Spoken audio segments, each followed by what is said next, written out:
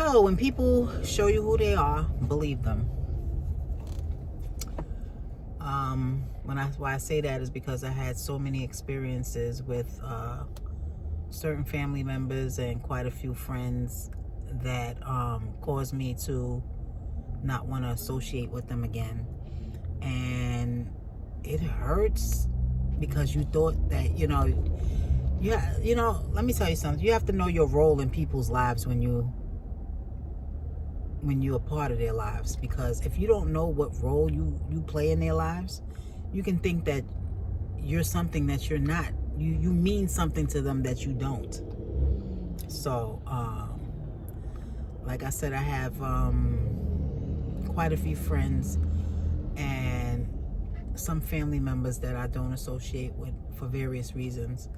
For instance, if you have a friend that you've been friends with for, let's say, 30 something years or more, close to 40, and y'all was really, really tight at one time, and of course you grow older and you go your separate ways, and but you still try to keep in touch with your true close friends at least once a year, I would say, twice a year, even twice a year. I'm not saying you have to keep in touch with your friends, on the regular basis, because we all got busy lives. But for a friend to call you after you're not hearing from them about 10 years, I want to say it's been about 10 years or more that I haven't heard from you. I seen you on social media. We accepted each other's friend requests. You started asking me for certain things after not seeing you for about 10 years. So if I haven't seen you in 10 or more years and you don't call me, you don't check on me, I don't know what your life is like after 10 years. And you shouldn't know. I mean, I guess looking at me, I guess you must think that that you can do that, but that you still have that kind of place in my life. But I want to say that after 10 years, how are you going to call me and ask me for money? I don't mind helping people, but you ain't even in my life. You haven't been in my life. I don't know what you up to. I don't know what you, and I don't even care what you need the money for, but you called me and asked me for money. Me being the friend that I am, the first time you asked, I sent it to you. Sent you the money, and sometimes they say when you send money to people that you should not expect them to pay you back. If you agree to send the money, you should put it in your head that you might not get the money back. All right, but I haven't heard from you in years, so I'm thinking, okay, she's saying this person is saying that they're gonna pay me back. Now you got the money from me, and I don't hear anything else about it. You said, "Oh, I'm gonna pay you back next Friday when I get paid." I said, "Okay, fine," because I know, that's just the person I am. Like I said, if you ask me for something and I got it, I'll give it to you. Next Friday comes, I don't hear from you, and I don't hear from you, and I don't hear from you, and weeks and months go by, and I still don't hear from you again. Next time I hear from you, we talking, and I'm not thinking that you're gonna ask me for anything again. We're talking, and I mentioned that I'm going to a concert. She wants to go to the same concert too with her friend. So I'm thinking, okay, cool. That sounds like a plan. Maybe we can get together. We ain't seen each other in a while, and get together and go to a concert. Next thing I know, a week or two passed. She calls me back. She goes, "Did you get your tickets for the concert yet?" I said, "No, but I'm thinking about purchasing them this week." Next thing I get is, can you purchase my tickets and my friends' tickets, and when I see you at the concert, I'll pay you back?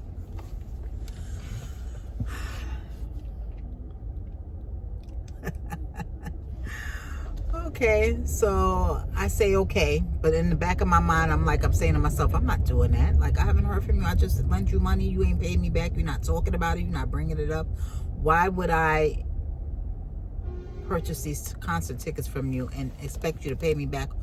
And I haven't seen you in over 10 years. Expect you to pay me back when I see you at the concert. Suppose you decide you don't go and then I don't get the money back. So I didn't say anything to her about it. I told her, okay, I'll see what I can do.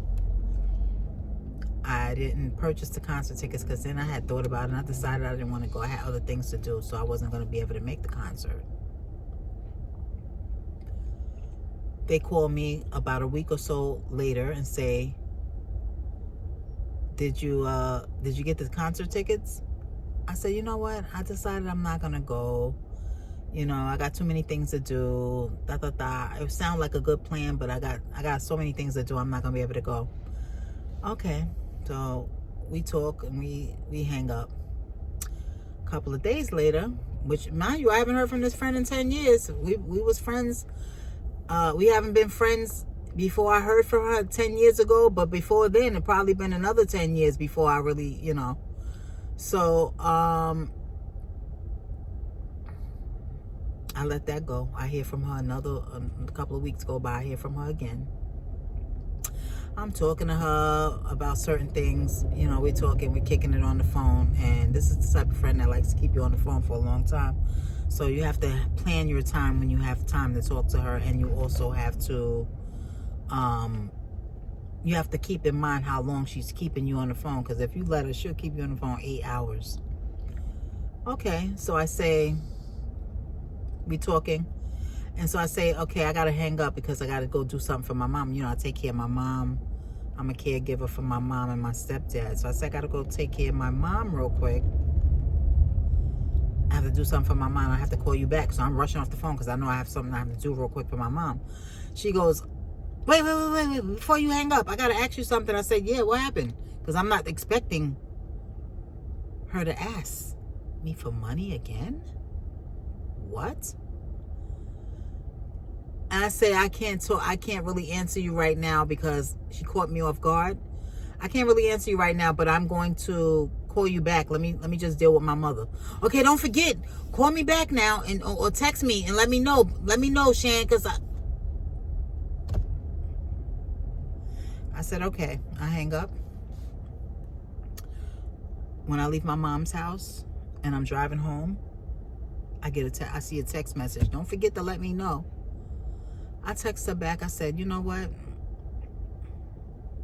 And I didn't call her. I texted her just like she texted me. I said, you know what? I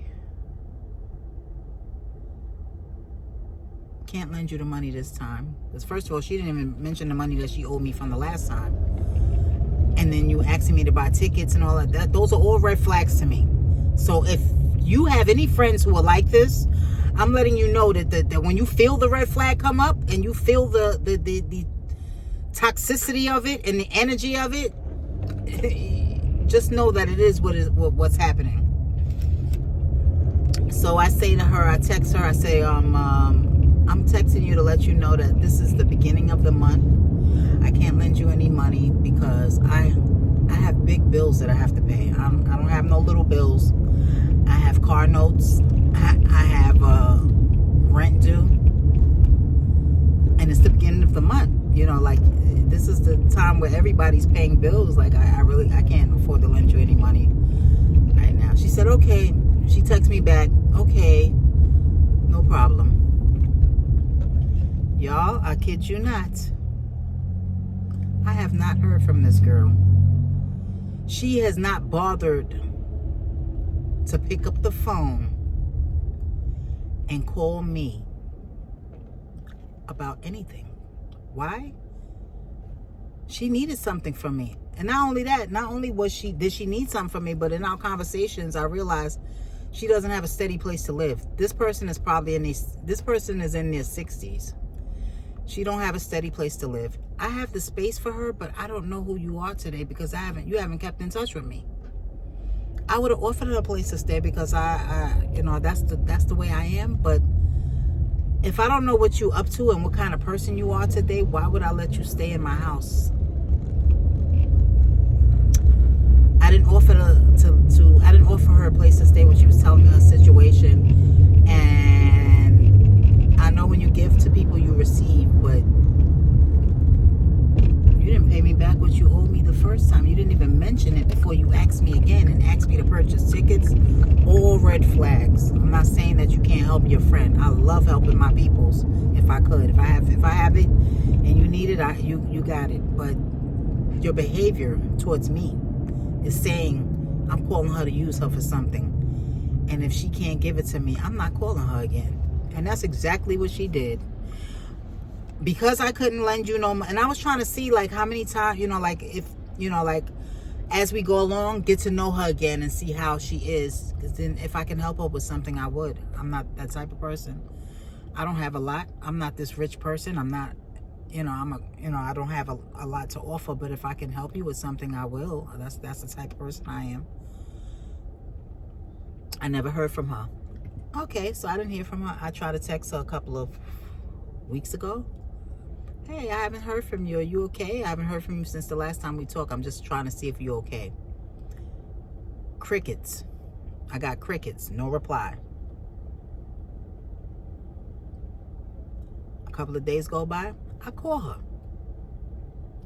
No reply. Then I called her, and then she answers the phone. And I, all excited, I go, hey, how you doing? What's up? She cuts me off and says, I'm at work. I can't talk. I said, okay, well, call me when you get a chance. My tone goes down now. My energy is down. Because I was happy to hear from her. My energy was kind of on 1,000. And then when she said, I'm at work, I got to call you. I can't talk right now. She didn't even say she'll call me back. She said, I'm at work. I can't talk right now. I said, all right, no problem. When you get a chance, call me back because I got something I want to talk to you about. Hang up. No call back. No call back. My thing is, why even bother answering the phone and say, I'm at work? And with an attitude too, like, I'm not really thrilled to hear from you. That's the tone in her voice. Like, wasn't really thrilled to hear from me. I said, okay. So I guess she's done with me because I couldn't lend her the money. After I lent her money that she still owes me. I let that go. And she did ring my phone one day. I couldn't answer because I was on the phone. I was on an important phone call. Then I called her back. She didn't answer. And ever since then, we haven't spoke. So you know what? That's my signal to just leave her alone. And anybody who tries to use you, only use you. I'm talking to any person who has any friends who behave like this. People who call you only to use you, do not let them. Because they will if they could. So that was one incident where I had to think to myself, and I have to think to myself and stay firm and positive on it, that when she calls, just ignore her calls, because if you don't have nothing to offer her, she doesn't want to be, she doesn't have anything to say to you. I don't have an apartment to offer, I don't have a place to stay to offer her, and I don't have no money to offer her. So I guess I'm not any good to her. I'm not useful to her. I don't have anything to offer her. I can't lend her no money. I can't give her no money. I can't offer her no place to stay. And then offering you a place means I have to offer you a place for free? No, sorry, Bob. No, it don't go like that. So that's one thing I have to say. If people are only showing up for you for what they can get from you, or what you have to offer them, then those are people you don't really want to associate with anymore. You had a history with them, and that's it. There was a chapter in your book at one time. No longer are they a chapter in your book. We have history. Thank you for all the life lessons that you've taught me, good or bad. And that's it. You just have to move on. Some people, you have to leave them in the dust, because if you don't, you'll be sitting there catering to people all the time. And that's what my problem was. Even family members. I've been catering to family members all my life. And when I stopped doing that, then I became this bitch. Like, her attitude, she thinks she's, who she thinks she is. She thinks she's better than me. And with some friends too. when they see that you're not on the same wave you used to be on when you was hanging out with them at that time. Because for some reason, I think that people think that when they leave your life and when they return to your life, that it's still the same way that they remember you.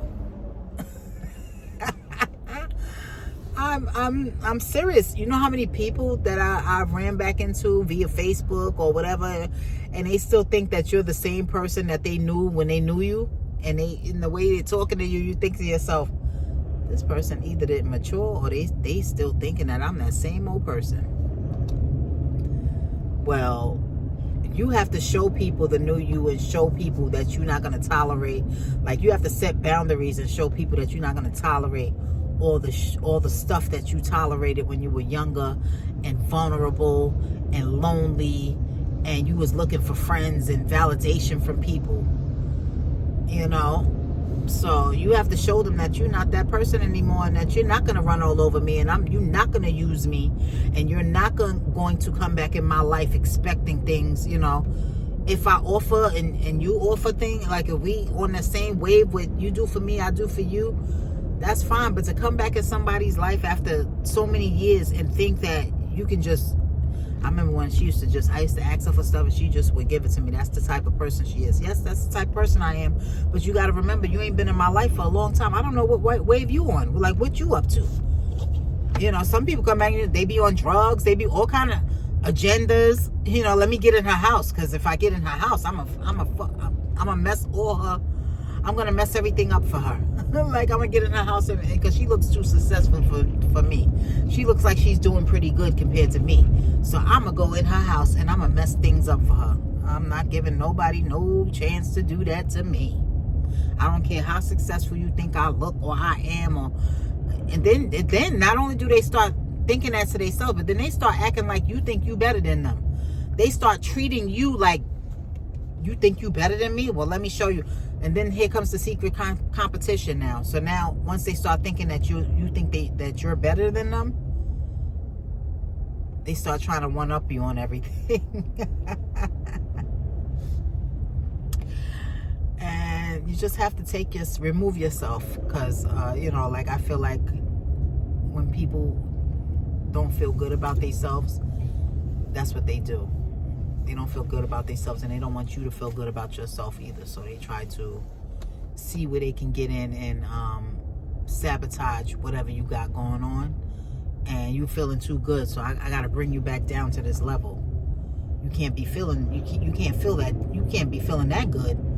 Come back on down to this level that I met you on when I knew you, the level that you was on when I knew you, my level. We need to be on the same level, or you need to be beneath me. You don't know how many people do that to me. But you know, and they see how well you raise your children, and you're still with your husband, and you know, like, so now it's like, oh, her kids, you know, like, her kids are growing out the house. Maybe I can use her again. No, you cannot, sweetheart. Please don't call me and try to use me for nothing. So that's it. I guess I'll get into the family members later. Right now, like I said, this is only my second YouTube video. I'm hearing people saying, get your ass on YouTube. So here I am, just trying to see what the possibilities are about speaking of some of my life experiences. I see other people on here that I watch, and I know exactly where they're coming from. So I'm hoping that we can relate to each other with some of the things that I need to get off my chest and I need to talk about. Thank you so much for listening, and thank you for watching. And if you like my video, you can like it, share, and subscribe to my channel, because I can really use the support and the audience. And not that I'm not used to an audience, because I'm actually scared of the camera, and I'm actually a shyer person, but I'm just trying something new. And once again, thank you.